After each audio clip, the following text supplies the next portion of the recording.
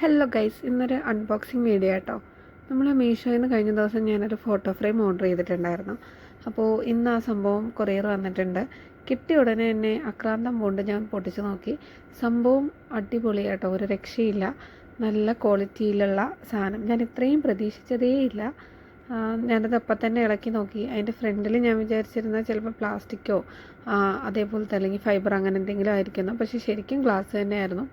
Photo എടുത്ത് വെച്ചപ്പോഴത്തേനും photo വലുതും frame ചെറുതുമായിപ്പോയി. പിന്നെ കുഞ്ഞിൻ്റെ ചോറൂണിനെടുത്ത കുറച്ച് ഫോട്ടോസ് ഇരിപ്പുണ്ടായിരുന്നു. അത് വെച്ച് നോക്കാമെന്ന് വെച്ചപ്പോൾ അത് ചെറുതുമായിപ്പോയി.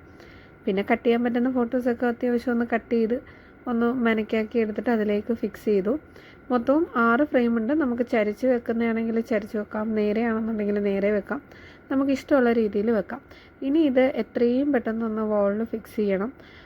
അതിനായിട്ട് എനിക്കെന്തായാലും ഇത് ഫിക്സ് ചെയ്യാൻ അറിയില്ല കേട്ടോ. അപ്പം നമ്മുടെ ഇവിടെ പിള്ളേർ എക്സ്പേർട്ടായിട്ടുള്ള പിള്ളേരുണ്ട്. അവന്മാർ വന്നു എല്ലാം സെറ്റാക്കി തന്നു.